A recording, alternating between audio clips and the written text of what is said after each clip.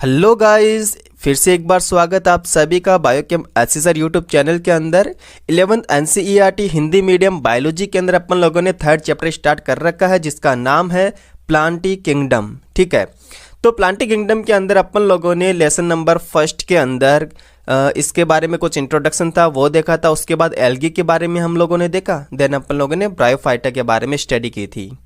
आज आप लोग देखने वाले हैं जो रिमेनिंग वाला पोर्शन है लाइक टेरिडोफाइटा, जिम्नोस्पर्म, एंजियोस्पर्म और साथ ही साथ जो लाइफ पैटर्न होता है वो भी आप लोग इसके अंदर कवर करने वाले हैं। तो चलिए स्टार्ट करते हैं टेरिडोफाइटा को। तो टेरिडोफाइटा जो होते हैं मोस्ट ऑफ जिनका यूज कहाँ पर होता है, ये सजावटी पौधों के लिए यूज होते हैं।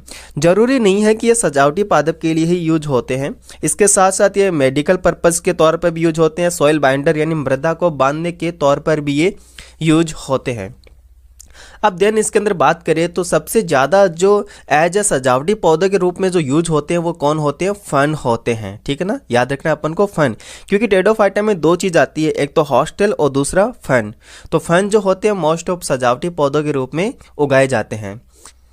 ठीक है, उसके बाद अपन लोग बात करते हैं ये फर्स्ट वेस्कुलर प्लांट होते हैं। क्या है दोस्तों, याद रखना ये फर्स्ट वेस्कुलर प्लांट होते हैं, यानी इनके अंदर आपको जाइलम फ्लोएम देखने को मिलते हैं। वेरी वेरी इंपॉर्टेंट, ये पहले ऐसे प्लांट होते हैं जो लैंड के ऊपर अच्छे से सर्वाइव कर सकते हैं क्योंकि इनके अंदर जाइलम एंड फ्लोएम दोनों ही प्रेजेंट होते हैं। क्लियर हो गया इतना? ओके।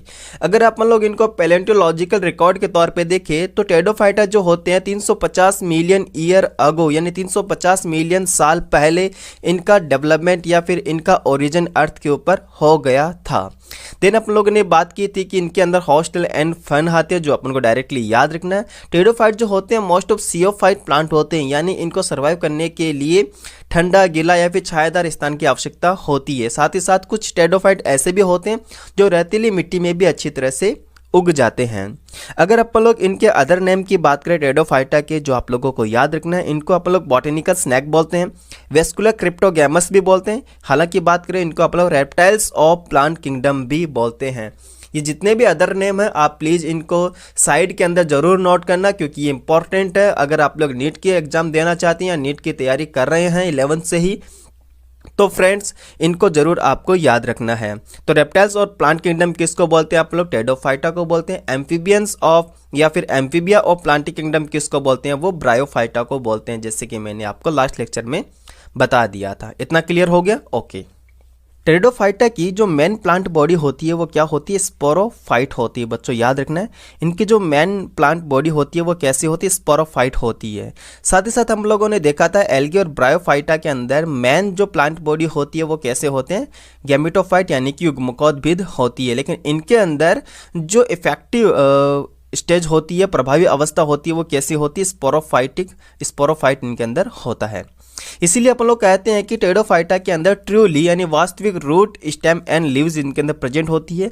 अब लीव्स की खास बात क्या है, पत्तियों की खास बात क्या है, बच्चों याद रखना। इनके अंदर दो टाइप की लीव्स होती है, एक तो मेगाफिलस जिसको अपन लोग हिंदी में बहुपर्णी बोलते हैं, और एक होता है माइक्रोफिलस जिसको अपन लोग लघुपर्णी बोलते हैं। एग्जाम्पल्स वेरी वेरी इंपॉर्टेंट है जो आप लोगों को याद करना है।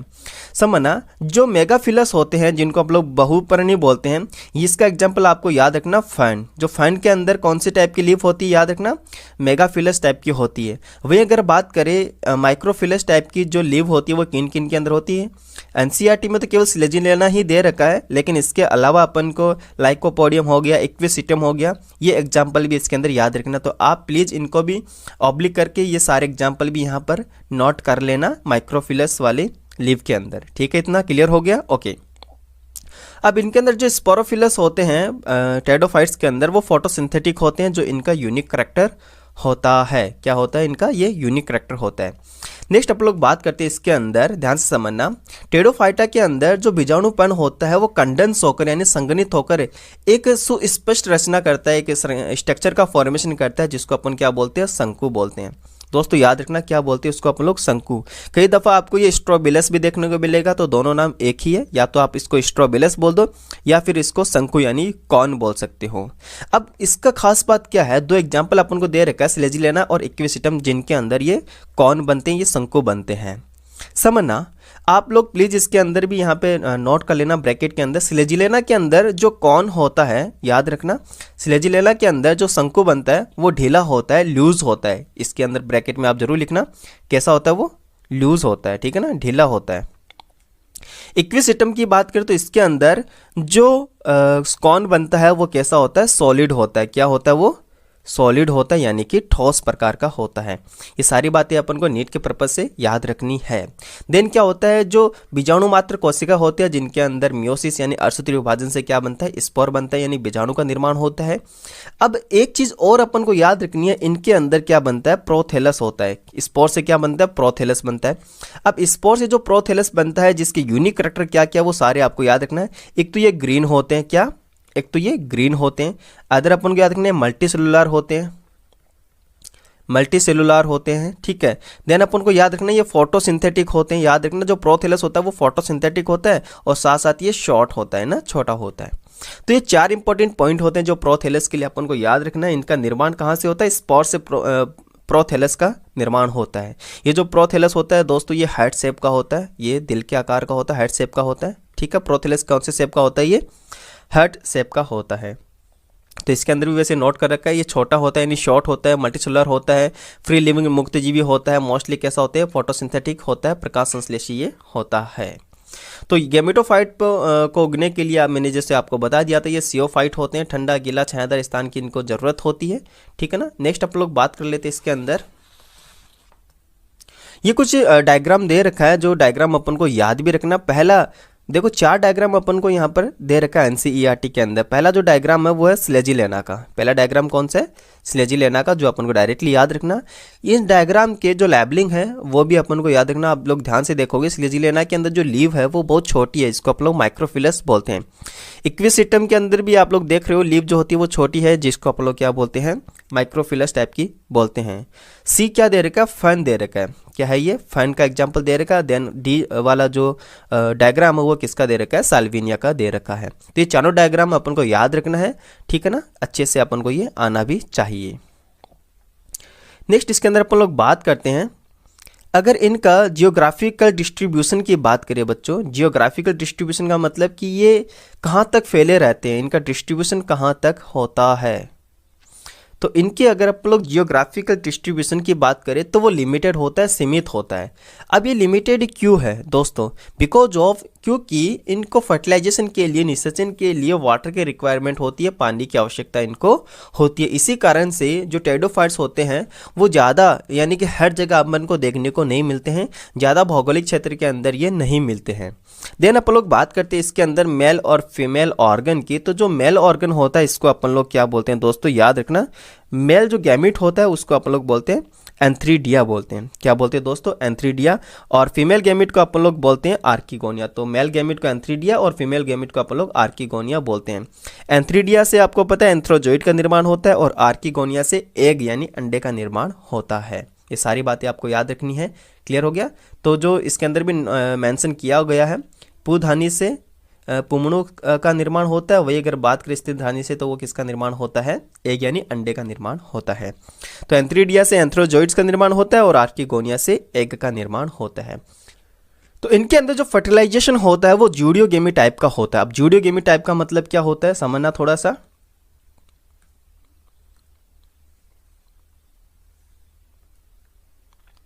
जूडियोगेमी टाइप का मतलब क्या होता है, फर्टिलाइजेशन के लिए इनको वाटर की रिक्वायर्ड होती है। जो पानी के अंदर फर्टिलाइजेशन होता है उसको अपन लोग जूडियोगेमी टाइप का फर्टिलाइजेशन बोलते हैं, ठीक है ना। ये आपको सभी चीज़ें याद रखनी है। इनके अंदर जो मेल गैमिट होता है जिसको अपन लोग क्या बोलते हैं, एंथ्रोजोइड बोलते हैं।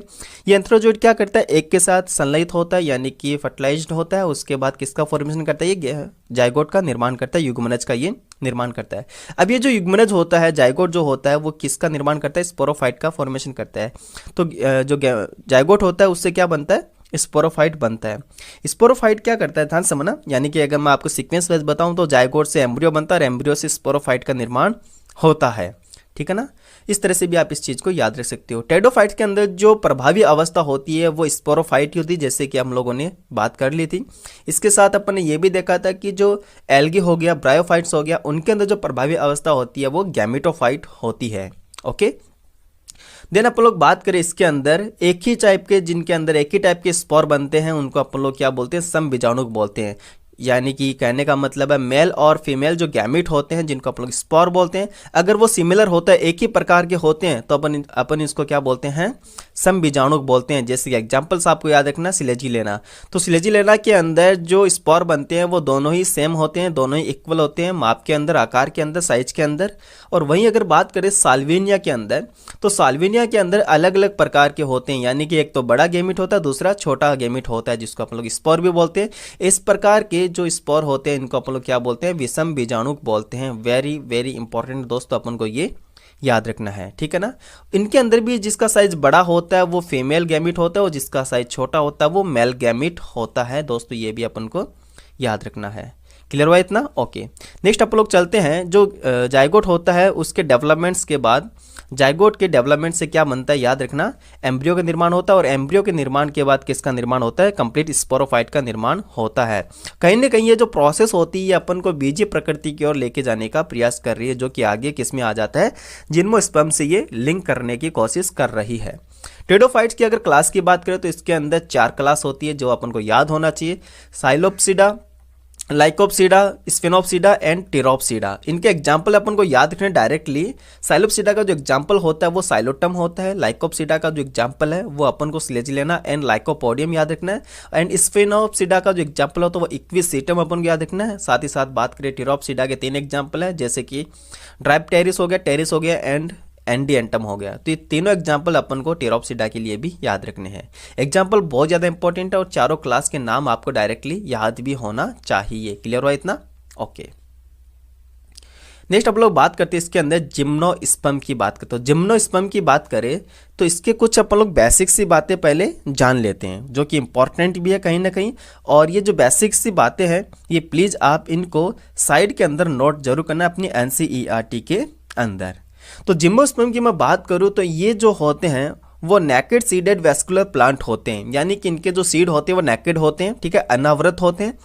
ये पहले वेस्कुलर प्लांट है जिनके अंदर जो सीड है वो नेकेड होते हैं। जिम्नो का मतलब ही क्या होता है, नेकेड होता है। स्पर्म का मीन्स आपको पता चल गया वो क्या होता है, सीड यानी बीज होता है।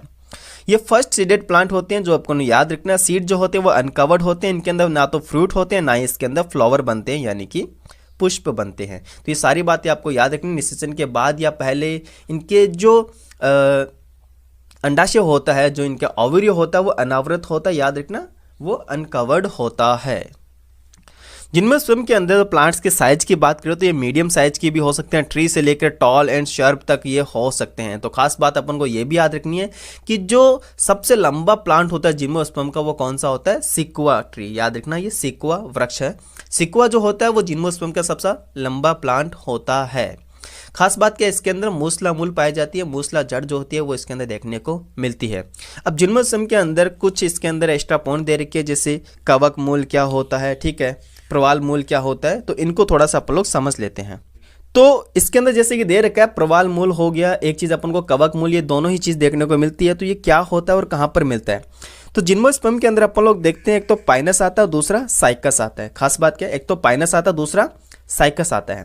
तो पाइनस की अगर मैं पहले बात करूं तो पाइनस के अंदर जड़ों के अंदर माइकोराइजा जो होता है उनका सहजीवी संबंध पाया जाता है। पाइनस के अंदर जो जड़ होती है उसके अंदर माइकोराइजा का सहजीवी संबंध पाया जाता है, जिसी को आप लोग क्या बोलते हैं, कवक मूल बोलते हैं। तो दोस्तों आपको याद रखना कवक मूल किसमें होता है, पाइनस के अंदर होता है। जबकि वही मैं बात करता हूं साइकस के अंदर, तो साइकस की जो जड़ों के अंदर एजियोट्रोपिक नाइट्रोजन फिक्सेशन करने वाले कुछ साइनोबैक्टीरिया पाए जाते हैं, जिसको अपन लोग क्या बोलते हैं, प्रवाल मूल बोलते हैं। ये क्या कार्य करते हैं, जैसे कि हमने बता दिया, ये नाइट्रोजन फिक्सेशन करते हैं, नाइट्रोजन का स्थिरीकरण करने का काम करते हैं। साइनोबैक्टीरिया का इसके अंदर सहजीवी संबंध होता है, इसी को अपन लोग क्या बोलते हैं, प्रवाल मूल बोलते हैं। तो खास बात क्या है, पाइनस के अंदर तो कवक मूल होती है एंड साइकस के अंदर क्या होती है, प्रवाल मूल पाए जाते हैं। सेकेंड डिफरेंस की बात करें तो जो पाइनस होता है वो शाखित होता है, याद रखना पाइनस जो होता है वो शाखित होता है। और वही अगर बात करें साइकस जो वो कैसा होता है, अशाखित होते हैं। इसके जो तने होते हैं, इनके जो स्टेम होते हैं वो अनब्रांच्ड होते हैं। पाइनस के अंदर जो लीफ होती है वो सरल होती है, सिंपल लीफ इसके अंदर होती है, ठीक है। और वहीं अगर बात करें हम लोग साइकस की, तो साइकस के अंदर कैसी होती है, संयुक्त लीफ होती है जिसको आप लोग कंपाउंड लीफ बोलते हैं। कई जगह आपको ये पिच्छाकार भी देखने को मिलती है, ठीक है, पिच्छाकार याद रखना है, पिन्नेट बोलते हैं इसको अपन लोग। पिच्छाकार को इंग्लिश में क्या बोलते हैं? पिन्नेट बोलते हैं। जिम्नोस्पर्म जो होता है उनका डिस्ट्रीब्यूशन बहुत ही ज़्यादा नैरो होता है, सीमित क्षेत्र के अंदर ये मिलते हैं जहाँ पर कूलनेस हो, यानी कि जहाँ ठंडा इलाका हो, जैसे कि हिमालय रीजन के अंदर आप लोगों को जिम्नोस्पर्म देखने को मिलेगा। तो हिमालय रीजन के अंदर क्या होता है आप लोगों को पता है, बहुत ज़्यादा बर्फीले होता है, बहुत ज़्यादा वहाँ पे बर्फ़ होती है। तो नॉर्मल सी बात है, अगर बर्फ़ गिरती है तो स्नोफॉल होता है, तो इनकी पत्तियों के ऊपर बर्फ़ ना ठहर जाए, इससे क्या होता है, इनकी जो पत्तियां होती है वो नीडल शेप होती है और इनका जो बॉडी स्ट्रक्चर होता है प्लांट्स का वो शंकु के आकार का होता है, ताकि जो बर्फ़ होती है वो डायरेक्टली नीचे आ जाए। क्लियर हो गया इतना? ओके, ठीक है, ये सारी बातें मैंने बता दी। इनका जो लीफ होती है वो क्यूटिकल होती हैं, इसके जो स्टोमेटा होते हैं वो धसे हुए रहते हैं। ये सारी बातें मैंने आपको बता दी ताकि क्या होता है, वाटर लॉस कम से कम हो। जिम्नोस्पर्म कैसे होते हैं? ये विषम बीजाणु होते हैं। विषम बीजाणु का मतलब क्या होता है? यही तो इनका मोस्टली यूनिक करैक्टर भी है, याद रखना।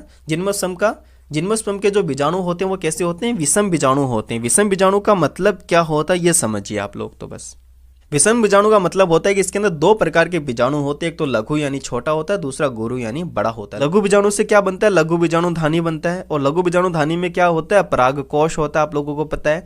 इसी के ऊपर लघु बीजाणु पर्ण पर क्या बनते हैं? स्टेमिन बनते हैं, जिसको आप लोग परागकण बोलते हैं। गुरु बीजाणु की बात करें तो ये गुरु बीजाणु धानी के अंदर बनते हैं, जिससे क्या निर्माण होता है? बीजांड का निर्माण होता है। और ये क्वेश्चन आया हुआ भी है। क्लियर हो गया? ये क्वेश्चन आया हुआ भी है। तो ये सारी बातें अपन लोगों को इसके लिए याद रख ली है, तो ठीक है। तो बीजाणु धानी के अंदर दो प्रकार के बीजाणु बनते हैं, जैसे कि मैंने आप लोगों को बता दिया है। बीजाणु पर्ण जो होता है वो सर्पिला आकार की तरह होता है, जो किस पे लगे होते हैं? तने पर लगे रहते हैं, ठीक है। नेक्स्ट आप लोग बात करें, इसके अंदर बीजाणु पर्ण जो होते हैं वो गुच्छे के अंदर व्यवस्थित होकर स्पष्ट शंकु, जिसको आप लोग स्ट्रोबिलस बोलते हैं, वो बनाते हैं, जो एंजियोस्पर्म के पुष्प के समान ही होते हैं, लेकिन एक्चुअली वो पुष्प नहीं होते हैं। जिसमें लघु बीजाणु पर्ण के ऊपर तो जो नर शंकु लगता है, वही अगर बात करें गुरु बीजाणु पर्ण के अंदर क्या लगता है? मादा शंकु का निर्माण होता है, ठीक है। अब जो लघु बीजाणु पर्ण होता है वहां पर परागकोश व पुतंतु के अंदर ये विभाजित नहीं होता है। वही अगर बात करें गुरु बीजाणु पर्ण, तो ये वर्तिकाग्र, वर्तिका और अंडाशय के अंदर विभाजित नहीं होता है। आगे जब अपन लोग देखेंगे डेवलपमेंट के अंदर, यानी कि जिस तरह से डेवलपमेंट हो रहा है, यानी कि अगर अपन लोग आगे जिम्नोस्पर्म के अंदर इस चीज़ को देखेंगे तो वहाँ पर आपको कंप्लीटली ये सभी चीज़ें देखने को मिलती है। वर्तिकाग्र, वर्तिका, अंडाशय या फिर परागकोश और पुतंतु, ये सारी चीज़ें अपन को एंजियोस्पर्म के अंदर देखने को मिलती है। इतना क्लियर हो गया? ओके, तो इसके अंदर क्या होता है, जो मेल गैमेटोफाइट होता है उसके अंदर मियोसिस के थ्रू क्या बनते हैं? परागकण बनते हैं। ये परागकण जो होता है इनका विकास कहाँ पर होता है? लघु बीजाणु धानी के अंदर होता है। जैसे मैंने आप लोगों को अभी बता दिया था, जो नर शंकु होता है वो लघु बीजाणु पर्ण के ऊपर ही बनता है। वहीं अगर बात करें मादा शंकु की, तो मादा शंकु जो होते हैं वो कहाँ पर बनते हैं? गुरु बीजाणु पर्ण के ऊपर बनते हैं, ठीक है ना। ये खास बात है जो आप लोगों को याद रखना है। गुरु बीजाणु धानी या गुरु बीजाणु पर्ण के ऊपर मादा शंकु का निर्माण होता है। दो तरह के नर व मादा शंकु एक ही वृक्ष पे को लगना, एक ही सॉरी, दो प्रकार के नर तथा मादा शंकु एक ही वृक्ष के ऊपर लगना। एक ही वृक्ष के ऊपर लगने का मतलब क्या हो गया? समझना। तो एक ही वृक्ष के ऊपर लगने का मतलब हो गया कि ये मोनोसियस होते हैं। प्लांट कैसे हो गए? मोनोसियस। अगर दोनों सेक्स ऑर्गन एक ही प्लांट के ऊपर मिलते हैं तो अपन इसको क्या बोलते हैं? मोनोसियस बोलते हैं। और ये कंडीशन किसके अंदर देखने को मिलती है? पाइनस के अंदर। वही अगर बात करें, अगर ये नर व मादा शंकु अलग अलग पादप पर उपस्थित है, अलग अलग प्लांट पर प्रेजेंट है, तो अपन इसको क्या बोलते हैं? डायोसियस टाइप का बोलते हैं। डायोसियस होता है। और ये डायोसियस जो है वो किस में देखने को मिलता है बच्चों? याद रखना, साइकस के अंदर देखने को मिलता है। क्लियर हुआ इतना? ओके। नेक्स्ट अपन लोग बात करते हैं, इसके अंदर जो गुरु बीजाणु होते हैं वो गुरु बीजाणु पर्ण के ऊपर होते हैं और एक गुच्छे बनाकर ये मादा शंकु का निर्माण करते हैं। अब ये जो गुरु बीजाणु होते हैं, गुरु बीजाणु मात्र कोशिका जो होती है उसके अंदर मियोसिस होता है। और मियोसिस से कितने गुरु बीजाणु बनते हैं? यानी कि मेगा स्पोर बनते हैं। याद रखना, 4 इनके अंदर मेगा स्पोर का निर्माण होता है। इन 4 मेगा स्पोर के अंदर से केवल एक ही मेगा स्पोर इसके अंदर सर्वाइव करता है, यानी कि रह जाता है। बाकी जो 3 मेगा स्पोर होते हैं वो रिड्यूस हो जाते हैं, अपहाशित हो जाते हैं। और जो बचा हुआ एक मेगा स्पोर होता है वो मादा गैमेटोफाइट के अंदर ये डेवलप हो जाता है, जो अपन को याद रखना है। नेक्स्ट अपन लोग बात करें, इसके अंदर जिम्नोस्पर्म के अंदर male gametophyte and female gametophyte स्वतंत्र नहीं होते हैं। जैसे कि हम लोगों ने ब्रायोफाइट, एडोफाइटा के अंदर देखा, उनके अंदर तो ये स्वतंत्र होते हैं, फ्रीली होते हैं। बट जिम्नोस्पर्म के अंदर ये स्वतंत्र नहीं होते हैं। ये स्पोरोफाइट के ऊपर बीजाणुधानी के अंदर ही रहते हैं। याद रखने चीज़ को, ये स्पोरोफाइट के अंदर जो बीजाणुधानी होती है उसके ऊपर ही ये रहते हैं। बीजाणुधानी से क्या निकलते हैं? परागकण निकलते हैं। ठीक है, याद रखना चीज को। बीजाणुधानी से क्या निकलते हैं? परागकण निकलते हैं। ये परागकण निकल कर कहाँ पे जाते हैं? ये गुरु बीजाणु पर्ण के ऊपर जो बीजाणु होता है वहां तक पहुंचते हैं। अब वहां तक पहुंचने का जो जरिया होता है इनके पास वो क्या होता है? हो सकता है वो बाई एयर के थ्रू जाए, या फिर जल के थ्रू जाए, या फिर ये किसी जीव के थ्रू जाए। ठीक है, इंसेक्ट का वगैरह के थ्रू जाए। तो इसी चीज को आप लोग क्या बोलते हैं? परागण बोलते हैं। दोस्तों क्या बोलते हैं इसको? आप लोग परागण बोलते हैं। परागकण का यानी कि कहाँ तक जाना है? बीजाणुपर्ण, यानी कि जो फीमेल ऑर्गन वाला पोर्शन होता है वहां तक पहुंचना है, क्या कहलाता है? परागण कहलाता है। परागण से क्या निकलती है? एक परागनली, जिसको आप लोग पॉलन ट्यूब बोलते हैं, उससे उसका विकास होता है, उसका निर्माण होता है, जिसके अंदर मेल गैमीट उपस्थित होते हैं। ये मेल गैमीट क्या हो गए? उस स्त्रीधानी के अंदर इंटर हो जाते हैं, जिसके अंदर क्या होता है? फर्टिलाइजेशन होता है। वहां पर फर्टिलाइजेशन के बाद क्या बनता है? युग्मनज का निर्माण होता है। ठीक है, जाइगोट का निर्माण होता है, और जाइगोट से किसका निर्माण होता है? एम्ब्रियो का निर्माण होता है, और इसी एम्ब्रियो के बाद किसका निर्माण होता है? कंप्लीटली स्पोरोफाइट का निर्माण होता है। एम्ब्रियो के बाद किसका निर्माण होता है? स्पोरोफाइट का निर्माण होता है। तो इसके अंदर जो फर्टिलाइजेशन होता है वो जूडियो-साइफेनोगेमी टाइप का होता है, याद रखना, वेरी वेरी इंपॉर्टेंट है। क्या? जूडियो-साइफेनोगेमी टाइप का इसके अंदर फर्टिलाइजेशन होता है। देन अपन लोग बात करें इनके अंदर बीजांड से क्या बनते हैं? बीज बनते हैं, और ये जो सीड होते हैं वो अनकवर्ड होते हैं, ढके हुए नहीं रहते हैं। वेरी वेरी इंपॉर्टेंट, अपन को ये याद रखना है। तो ये हो गया अपना जिम्नोस्पर्म भी हो गया। टेडोफाइटा अपन ने पहले देख लिया था, देन जिम्नोस्पर्म अपना हो गया था। अब बात कर लेते हैं अपन लोग एंजियोस्पर्म के बारे में। तो इससे पहले अपन लोग देख लेते हैं, इसके कुछ एग्जाम्पल्स दे रखा है, कुछ डायग्राम दे रखा है। पहला ए वाला दे रखा है साइकस का, बी वाला पाइनस का, और डी वाला दे रखा है गिंगोएल्स। ठीक है, अब खास बात क्या है, वो जो इंपॉर्टेंट पॉइंट है मैं आपको वो बताना चाहता हूँ, समझना ध्यान से। इफेड्रा एक जिम्नोस्पर्म होता है। इफेड्रा जो अपने राजस्थान के अंदर पाई जाती है, जिससे अपन लोग मेडिसिन के तौर पर यूज करते हैं इफेड्रा को, और ये क्वेश्चन आया हुआ भी है इफेड्रा वाला, तो आप लोगों को ये याद भी रखना है। इफेड्रा जो होती है, इससे इफेड्रिन ड्रग्स निकलता है, ये अस्थमा के लिए यूज होता है। ठीक है ना, अस्थमा का जो पेशेंट होता है उनके लिए ये यूज होता है। तो इफेड्रा जो होता है वो अपने राजस्थान के अंदर ही होता है। अब बात कर लेते हैं एंजियोस्पर्म के बारे में। तो एंजियोस्पर्म की अपन लोग थोड़ी सी बात कर लेते हैं, और एंजियोस्पर्म के अंदर ज़्यादा कुछ है भी नहीं है, और अपन इसको कवर करते हैं जल्दी से। उसके बाद अपन लोग लाइफ पैटर्न देखने वाले हैं। तो एंजियोस्पर्म जो होते हैं वो फ्लावरिंग प्लांट होते हैं। दोस्तों पहले पॉइंट तो अपन को याद रखना है। एंजियो का मीन्स होता है कवर्ड, स्पर्म का मीन्स सीड होता है, यानी कि बीज होता है।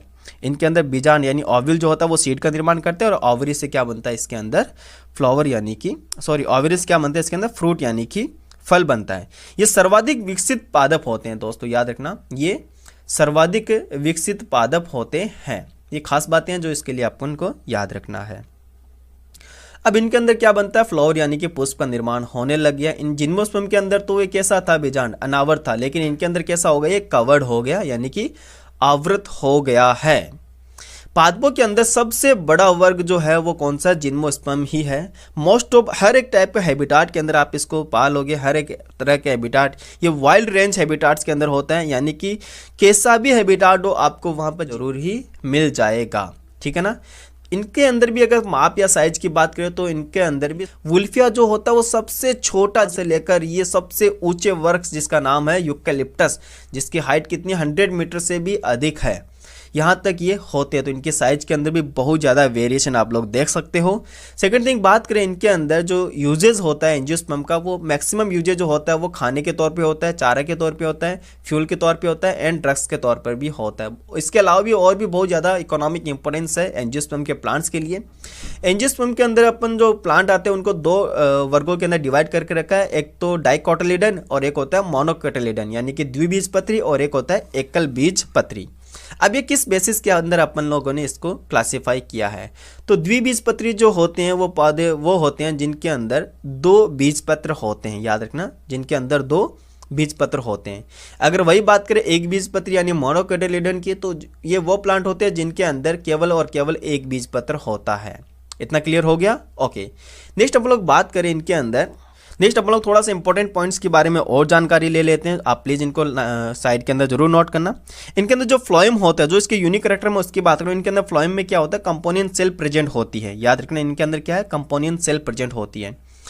वैसे अगर मैं बात करूं पहले वाले के अंदर, जैसे जिम्नोस्पर्म में अपन ने देखा था वहां पर एल्ब्यूमिना सेल होती है कंपोनियन सेल की जगह, लेकिन एंजियोस्पर्म के अंदर कंपोनियन सेल पाई जाती है, कंपोनियन सेल प्रेजेंट होती है। सेकंड यूनिक कैरेक्टर इनके अंदर डबल फर्टिलाइजेशन, ठीक है, यानी द्विनिषेचन जिसको अपन लोग बोलते हैं, जिसके बाद अंदर 2 बार फ्यूजन होता है, 2 फ्यूजन इसके अंदर देखने को मिलते हैं। तो ये 2 यूनिक कैरेक्टर होते हैं जो एंजियोस्पर्म के होते हैं। क्लियर हो गया इतना? ओके। अब पुंकेसर के अंदर बात करें तो एक पतला तंतु होता है, ठीक है, इसके चोटी के ऊपर परागकोश होता है, एंथर वगैरह जिसको अपन लोग बोलते हैं। इसी के अंदर मियोसिस के थ्रू किसका निर्माण होता है? परागकण का निर्माण होता है, ठीक है, पॉलन ग्रेन का इसके अंदर निर्माण होता है। वहीं अगर बात करें फीमेल सेक्सुअल ऑर्गन जो होता है उसके अंदर बात करें तो इसके अंदर ओवरी प्रेजेंट होता है, और ओवरी के अंदर क्या होते हैं? ओव्यूल्स होते हैं। ओव्यूल जो होते हैं वो एक से अधिक हो सकते हैं, एक या फिर 2 या फिर इससे अधिक भी ओव्यूल्स के अंदर हो सकते हैं। क्लियर हुआ इतना? ओव्यूल के अंदर ही मियोसिस के थ्रू क्या बनते हैं? फीमेल गैमेटोफाइट बनते हैं, जिसको अपन लोग क्या बोलते हैं? भ्रूणकोश बोलते हैं। याद रखना इस चीज को। तो फीमेल गैमेटोफाइट होता है जिसे अपन लोग क्या बोलते हैं? भ्रूणकोश बोलते हैं। अब भ्रूणकोश के बनने से पहले इसके अंदर मियोसिस होता है, बहुत बार मियोसिस होता है, याद रखना। अब मियोसिस होने के बाद खास बात क्या है, जितनी बार मियोसिस होता है तो प्रत्येक कोशिका कैसी होती है? इसके अंदर मियोसिस के थ्रू हैप्लॉइड यानी कि अगुणित हो जाती है। अब इसके अंदर जो होता है भ्रूणकोश के अंदर क्या होता है? इसके अंदर 8 न्यूक्लियड एंड 7 सेल स्ट्रक्चर होती है, जो अपन को याद रखना है। इसके अंदर 8 तो केंद्रक होते हैं और 7 इसके अंदर कोशिका होती हैं, जिनमें से 3 कोशिकाएं जो होती है जिनके अंदर क्या होता है? एक तो एग सेल होती है और 2 इसके अंदर सिनर्जी सेल होती है, ठीक है। वही अगर बात करें 3 इनके अंदर एंटीपोडल सेल होती है, जिसको आप लोग प्रति व्याख्यांत सेल बोलते हैं। वहीं अगर बात करें सेंटर के अंदर बाइपोलर सेल प्रेजेंट होती है। तो इस तरह से होती है, ठीक है। ये 3 सेल यहाँ पे हो गई, 3 सेल यहाँ पे हो गई और एक सेल सेंटर में हो गई, जिसके अंदर 2 न्यूक्लियस पाए जाते हैं, ठीक है। ये वाली सेल थोड़ी सी बड़ी होती है, इसको हम लोग एग सेल बोलते हैं। इसके पास वाली दोनों सेल को अपन लोग सिनर्जिड सेल बोलते हैं। इनके अपोजिट जो सेल होती है 3, इनको अपन लोग एंटीपोडल सेल बोलते हैं, जो कि चेलेजा साइड होती है। और सेंटर के अंदर पोलर न्यूक्लियाई होती है, जिसको अपन लोग क्या बोलते हैं? ध्रुवीय कोशिका बोलते हैं। तो ये जो स्ट्रक्चर होती है इसको अपन लोग बोलते हैं 8 न्यूक्लिएटेड 7 सेल स्ट्रक्चर अपन इसको बोलते हैं, या फिर 7 सेल 8 न्यूक्लियस स्ट्रक्चर अपन इसको बोलते हैं। अब फर्टिलाइजेशन की बात करें तो इसके अंदर जो मेल गैमेट होते हैं वो परागकण होते हैं, जो परागण के थ्रू, परागण क्या होता है? परागण क्या होता है समझना। परागण वो प्रोसेस होती है जिसके अंदर मेल गैमेट किसी भी वे के थ्रू, चाहे वो हवा के थ्रू हो, इंसेक्ट के थ्रू हो, पानी के थ्रू हो, वो फीमेल गैमेट यानी वर्तिकाग्र पर पहुंच जाए, ठीक है। इसी प्रोसेस को अपन लोग क्या बोलते हैं? परागण बोलते हैं। यानी कि परागकणों का वर्तिकाग्र पर पहुंचना क्या कहलाता है? परागण कहलाता है। इसके बाद ये क्या करता है? पॉलिन ट्यूब यानी कि पराग नली का निर्माण करता है। ये पराग नली, देखो मैं थोड़ा सा आपको स्ट्रक्चर भी बना के बता देता हूँ, हालांकि अपन लोग इसका डीपली या ब्रीफली स्टडी करेंगे 12th वाले के अंदर, 12th वाले चैप्टर के अंदर, 12th के अंदर सेकंड वाला जो चैप्टर है वहाँ पर अपन लोग इसकी ब्रीफली स्टडी करने वाले हैं। तो यहाँ पर जो मेल गैमेट आया था जिसका अंदर, जिसको अपन लोग परागकण बोलते हैं, ये पोलन ट्यूब का निर्माण करता है। और ये पोलन ट्यूब क्या करती है? ग्रो करती करती करती करती कहाँ पे जाती है? सिनर्जिड सेल के साइड जाती है, वहाँ से इंटर होती है। अब इसके अंदर 3 कोशिकाएं होती है। कितनी होती है? 3 कोशिकाएं इसके अंदर प्रेजेंट होती है। दोस्तों याद रखना है, 3 कोशिका इसके अंदर प्रेजेंट होती है। साथ ही साथ इसके अंदर 3 कोशिका के अंदर भी क्या होता है? 2 इसके अंदर क्या होते हैं? नर युग्मक होते हैं, ठीक है, मेल गैमेट इसके अंदर होते हैं। अब ये मेल गैमेट इसके अंदर रिलीज हो जाते हैं। रिलीज होने के बाद क्या करता है? एक मेल गैमेट तो इस एग सेल को फर्टिलाइज करेगा, जिसको अपन लोग क्या बोलते हैं? फर्टिलाइजेशन बोलते हैं, ठीक है। यानी कि एक मेल गैमेट तो इस एग सेल को फर्टिलाइज करेगा, उससे तो क्या बनता है? जाइगोट का निर्माण होता है। और जो सेंटर वाली पोलर न्यूक्लियाई को फर्टिलाइज करता है दूसरा मेल गैमेट, उससे क्या बनता है? प्राइमरी भ्रूणपोष बनता है। क्या बनता है? प्राइमरी भ्रूणपोष। तो मेल गैमेट के अंदर क्या था? एन था, वो हैप्लॉइड था, और पोलर न्यूक्लियाई के साथ था 2n था। तो टोटल अगर फ्यूज करेंगे तो क्या बनेंगे? 3n बनेंगे। इसी को अपन लोग क्या बोलते हैं? त्रिगुणित बोलते हैं, ठीक है ना, ट्रिप्लॉइड बोलते हैं, त्रिगुणित हो गए। ओके इतना क्लियर हुआ। और ये जो डबल फर्टिलाइजेशन है यही इसका एंजियोस्पर्म का एक अद्वितीय गुण यानी कि यूनिक कैरेक्टर होता है, जैसे कि मैंने आप लोगों को पहले इसको बता दिया था। अब जो युग्मनज बना था, अब जो जाइगोट का निर्माण हुआ था, समझना, जाइगोट से क्या बनता है? एम्ब्रियो का निर्माण होता है, भ्रूण का निर्माण होता है। हो सकता है वो एक बीजपत्र वाला हो या फिर हो सकता है वो 2 बीजपत्र वाला हो।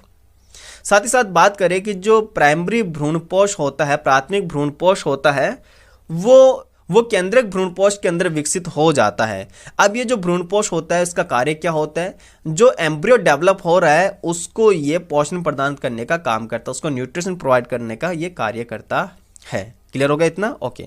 इन्हीं घटना के दौरान क्या होता है, बीजांड से तो क्या बनता है, बीज का निर्माण होता है, ओवरी से क्या बनता है, फल यानी कि फ्रूट का निर्माण होता है, जो अपन को याद रखना है। इतना क्लियर हुआ? और फर्टिलाइजेशन के बाद में जो सिनर्जिड सेल हो गई, एंटीपोडल सेल हो गई, वो सारी की सारी क्या हो जाती है, रिड्यूस यानी कि विलुप्त हो जाती है। ये अपन को साइकिल भी दे रखा है इसके अंदर डायग्राम के अंदर, जैसे कि हम लोग देख पा रहे हैं इसके अंदर, समझना। ये कंप्लीट प्लांट बॉडी हो गया, ठीक है, जिसके अंदर जो फीमेल वाला पार्ट है वो ये रहा और मेल वाला पार्ट है वो ये रहा। तो फीमेल वाला जो पार्ट है जिसके अंदर 3 भाग होते हैं, वर्तिकाग्र, वर्तिका और अंडाशय, ठीक है। स्टिग्मा, स्टाइल एंड ओवरी इसको इंग्लिश में बोलते हैं। और मेल वाले के अंदर ये फिलामेंट होता था और ये एंथर यानी प्राकोष हो गया। यहाँ पर इसके अंदर क्या होते हैं, माइक्रोस्पोर मदर सेल होती है। माइक्रोस्पोर मदर सेल से क्या बनते हैं, माइक्रोस्पोर का निर्माण होता है। 4 माइक्रोस्कोप यानी टेट्राइड के फॉर्म में ये इसका फॉर्मेशन होता है। इसके अंदर जब डेवलप होता है यानी परागकण का निर्माण होता है। ये जो लघु बीजाणु जिसको परागकण बोलते हैं, याद रखना, ये परागण के थ्रू, परागण जिसको अपन लोग क्या बोलते हैं, ये हवा के द्वारा या किसी भी इंसेक्ट वगैरह के द्वारा ये कहाँ पर जाता है, उस फीमेल गैमेटोफाइट की तरफ जाता है, उस फीमेल वाले पोर्शन के पास जाता है, वर्तिकाग्र तक ये पहुंचता है। तो जैसे वर्तिकाग्र तक पहुंचेगा, समझना, ये तो आगे डेवलप होके क्या बना रहा है, पोलन ट्यूब का निर्माण करे। ये क्या पोलन ट्यूब है जिसके अंदर क्या है, 2 मेल गैमेट होता है, जिसके अंदर क्या होता है, 2 मेल गैमेट होता है, 2 युग्मक होते हैं। अब ये जो 2 युग्मक होते हैं, जो ये कहाँ से एंटर होते हैं, ये एक सेल जहाँ से होती है वहाँ से एंटर होते हैं, यानी कि सिनर्जी सेल के साइड से ये एंटर होते हैं, जिनमें से एक मेल गैमेट तो किसको फर्टिलाइज करेगा, इस एक सेल को फर्टिलाइज करेगा, दूसरा मेल गैमेट किसको फर्टिलाइज करता है, इस पोलर न्यूक्लियाई को फर्टिलाइज करता है। तो एक सेल से क्या बनता है, जहाँ पर एक सेल और एक मेल गैमेट फर्टिलाइज होता है, उससे तो जाइगोट का निर्माण होता है, युग्मनज का निर्माण होता है, युग्मनज के बाद में भ्रूण यानी एम्ब्रियो का निर्माण होता है, और एम्ब्रियो के बाद में किसका निर्माण होता है, कंप्लीट प्लांट का निर्माण हो जाता है। साथ ही बात करें जो भ्रूणपोष होता है वो इसको न्यूट्रिशन यानी कि पोषण प्रदान करने का कार्य करता है। इतना क्लियर हो गया दोस्तों? ओके, आई होप कि आपको समझ में आ रहा होगा सब कुछ, ठीक है। नेक्स्ट अपन लोग बात कर लेते हैं इसके अंदर पादप के जीवन चक्र की बात कर लेते हैं, यानी कि लाइफ साइकिल पैटर्न की थोड़ी सी अपन लोग इसके अंदर बात कर लेते हैं। ये ज़्यादा कुछ है नहीं है लाइफ साइकिल पैटर्न, लेकिन फिर भी इसके जो एग्जांपल्स है वो अपन को आना चाहिए। वैसे तो अपन लोगों ने इसको साथ साथ भी देख लिया था, सारी बातें कर ली थी, समझ लेते हैं इसके अंदर भी क्या होता है। ओके, ये 3 अपन को लाइफ साइकिल पैटर्न दे रखा है। पहला दे रखा है हैप्लॉन्टिक टाइप का, दूसरा दे रखा है डिप्लॉन्टिक टाइप का, और थर्ड दे रखा है हैप्लोडिप्लॉन्टिक टाइप का। ये लाइफ साइकिल पैटर्न इसके अंदर दे रखा है। एग्जाम्पल्स की खास बात है, पहला जो एग्जाम्पल्स है वो अपन को याद रखना। पहला जो डायग्राम दे रखा है, ठीक है, पहला जो फिगर दे रखा है, ये हैप्लॉन्टिक टाइप का जो लाइफ साइकिल जो होता है वो किस में होता है, मोस्टली शैवालों के अंदर होता है। हालांकि सभी शैवाल में नहीं होता है, बहुत से शैवाल, मोस्टली एल्गी के अंदर ये देखा गया, जिसके एग्जाम्पल्स आपको याद रखना, like wallbox, spirogyra, Chlamydomonas and कुछ अदर स्पीसीज भी है जिनके अंदर ये हैप्लॉन्टिक टाइप का लाइफ साइकिल देखने को मिलता है। सेकंड बात करते हैं अपन लोग डिप्लॉन्टिक टाइप का लाइफ साइकिल की बात करें तो डिप्लॉन्टिक टाइप का जो लाइफ साइकिल होता है ये जिम्नोस्पर्म एंड एंजियोस्पर्म में होता है। वहीं अगर बात करें कुछ एल्गी भी होता है जैसे फ्यूकस, इसके अंदर भी डिप्लॉन्टिक टाइप का लाइफ साइकिल पैटर्न देखने को मिलता है, जो कि इंपॉर्टेंट हो जाता है एग्जाम के पॉइंट ऑफ व्यू से। थर्ड की बात करें तो ये होता है हैप्लोडिप्लॉन्टिक, जिसको आप लोग डिप्लोहैप्लॉन्टिक भी बोलते हैं। तो इस तरह का जो लाइफ साइकिल पैटर्न होता है वो ब्रायोफाइट एंड टेडोफाइटा के अंदर देखने को मिलता है। वेरी वेरी इंपॉर्टेंट, जो अपन को याद रखनी है। अब इनके कुछ एग्जांपल्स के बारे में भी बात कर लेते हैं। समझना दोस्तों, एग्जांपल्स की बात करें तो बहुत से कुछ एक्सेप्शन दे रखा है जो अपन को याद रखना है डायरेक्टली, और यहीं से कहीं ना कहीं क्वेश्चन घूम के आ जाता है। मोस्टली जो सवाल होते हैं एल्गी होते हैं उनके अंदर अपन लोगों ने देख लिया था हैप्लॉन्टिक टाइप का लाइफ साइकिल पैटर्न होता है। इनमें से कुछ एल्गी ऐसे भी होते हैं जैसे एक्टोकार्पस, पॉलीसाइफोनिया और कैल्प, इनके अंदर हैप्लोडिप्लॉन्टिक टाइप का लाइफ साइकिल पैटर्न देखने को मिलता है। Very very important. देखो मैंने कहा था ना, एल्गी सभी के अंदर हैप्लॉन्टिक टाइप का लाइफ साइकिल पैटर्न नहीं होता है। कुछ एल्गी ऐसे भी होते हैं जिनके अंदर हैप्लोडिप्लॉन्टिक टाइप का होता है, और कुछ एल्गी ऐसे भी होते हैं जिसके अंदर कंप्लीटली डिप्लॉन्टिक टाइप का लाइफ साइकिल पैटर्न देखने को मिलता है। तो दोस्तों याद रखना, ये जो एक्सेप्शन है ये इंपॉर्टेंट एग्जाम के पॉइंट ऑफ व्यू से। तो मोस्ट ऑफ एल्गी के अंदर अपन को पता चल गया हैप्लॉन्टिक टाइप का लाइफ साइकिल पैटर्न होता है। तो इसके अंदर एक्टोकार्पस, पॉलीसाइफोनिया और कैल्प, इनके अंदर हैप्लोडिप्लॉन्टिक टाइप का लाइफ साइकिल पैटर्न देखने को मिलता है। नेक्स्ट बात करते हैं हम लोग फ्यूकस। ये फ्यूकस है भैया, ये क्या है, फ्यूकस, ठीक है, फाइकस नहीं है, ये फ्यूकस है, ठीक है। और फ्यूकस के अंदर क्या होता है, डिप्लॉन्टिक टाइप का लाइफ साइकिल पैटर्न देखने को मिलता है। Very very important. फ्यूकस क्या है, एक एल्गी है यानी एल्गा है, और इसके अंदर किस टाइप का लाइफ साइकिल पैटर्न देखने को मिलता है, याद रखना डिप्लॉन्टिक टाइप का लाइफ साइकिल पैटर्न अपन को देखने को मिलता है, जो कि वेरी वेरी इंपॉर्टेंट है।